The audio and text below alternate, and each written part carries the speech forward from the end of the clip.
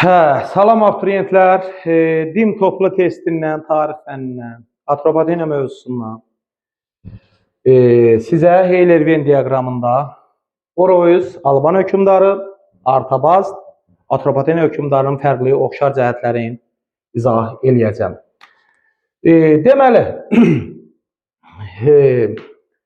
Heyler-Venn diaqramına əsasən uyğun bəndləri müəyyən edək.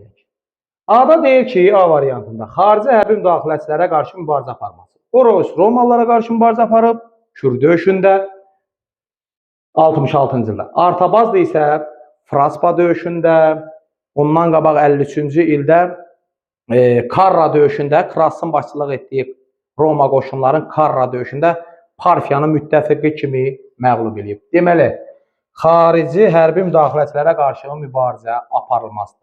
Deməli, Oroyuzla Artabazdan oxşar cəhətidir. İkisi də xarici hərbi müdaxiləçilərə qarşı mübarizə aparır. B-də deyir, 1-ci əsrin 60-cı illərində hakimiyyətdə olması. Çox uşaq burada diqqət eləmir. Eramızdan əvvəl 1-ci əsrlə, eramızın 1-ci əsrində olan hadisələr eyni əsr ola bilməz. Məsələn, eramızdan əvvəl 66-cı ildəki hadisə, Kür döyüşü, eramızın 66-cı ildəki hadisəsi ilə eynidir.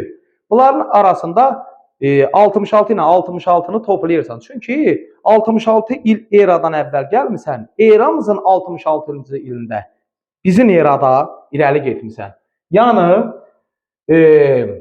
burada qarşısında eradan əvvəl tarixi verilmədiyi üçün çox uşaq bunu götürür Oroyuza. Amma eradan əvvəl olmalıdır. Bir də qeyd eləyirəm. Eradan əvvəl 66-cı il Kür döyüşü, Qanıq döyüşü 65-ci il 1-ci əsrdə. Amma alanların Azərbaycana böyük yürüyüşü 72-74-də. Bu da 1-ci əsrdə. Amma eyni əsr ola bilməz. Fərqli dövrlərdə mövcud olub bu hadisələr. Burada eramızdan əvvəl hadisəsi yazılmadığı üçün Oroyuza götürmürük. Bu B variantın heç bir hökmdarın hakimiyyətinə götürmürük. Roma ilə müqavilə imzalaması. Romaya məğlub olan Oroyuz idi. Kür döyüşündən sonra müqavilə imzalayıb. Amma Artabaz Romanı məğlub eləyib. Niyə müqavilə bağlasın ki? Qovub çıxardıb öz ölkəsindən Roma qoşunlarını. Yəni müqavimətə rast gəlib Antoni çıxıb gedib. Deməli, Roma ilə müqavilə bağlayan hansına götürürük? Oroyuza. B variantına isə X qoyuram. Yəni onu heç birinə götürmürük uşaqlar. Fraspa döyüşündə qalib gəlib. Elə bax,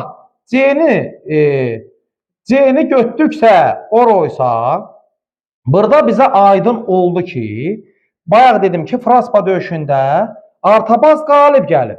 Niyə müqavilə bağlasın ki? Oradan aydın olmalıdırsa D-ni tez tapmaq üçün. Fraspa döyüşündə qalib gəlib. Fraspa döyüşündə Oroyuz yox idi. Fraspa döyüşü Atropatena dövlətinə aiddir. Amma Oroyuz isə Alban hökmdarıdır. Fraspa döyüşündə qalib gələn Artabazdır. Eramızdan əvvəl 36-cı ildə. Deməli, D variantını Artabazda götürürük. Y-də deyir ki, Roma imperiyasının qoşunlarla toqquşması. Əziz abituriyentlər, diqqət edin. Roma imperiyası neçənci illəri əhatə eləyir? Eramızdan əvvəl 27, eramızın 395-ci ili. Eramızdan əvvəl 27-ci ilə qədər nə? Birincisi Oroyuz eramızdan əvvəl 1-ci əsrin ikinci yarısına düşməyib.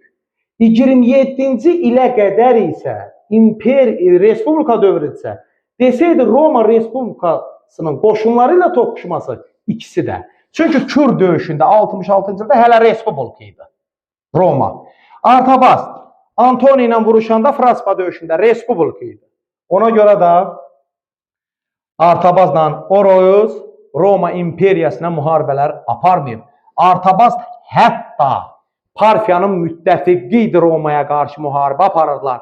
Hətta Artabaz Fraspa döyüşündən sonra gördü ki, Parfiya müttəfiqi Atropatenanı işğal eləyib özünə birləşdirmək. Tez siyasətin dəyişdi Artabaz 36-cı ildən sonra Parfiya təhlükəsinə qarşı Roma ilə müttəfiqlik əlaqələri qurdu. Yəni Roma imperiyası ilə müttəfiqlik əlaqələr quracaq.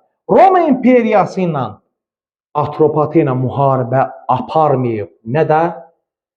Albaniya. Deməli, cavab 1C, 2D, 3A variantı. Deməli, Y variantı. Cavabımız Y variantı. Deməli, niyə B-ni götürmədik? Eramızdan əvvəl yazılsaydı götürərdik. Oroys 60-cı illərdə hakimiyyətdə olub. Amma Oroys eramızdan əvvəl 1-ci əsrin 60-cı illərində hakimiyyət olub. Burada isə eramızın 1-ci əsr verir. Bunu götürmürük cavablara. Roma imperiyasının qoşunlarla toqquşması imperiya dövründə nə Albaniya, nə də Atropatena müharibə aparmayıb. Respublika dövründə aparıblar hər ikisi. Yəni Oroysa Artabazdır. Deməli, bunu da götürmürük. 1C, 2D, 3A. Əziz uşaqlar, belə qeydlərə diqqət edin.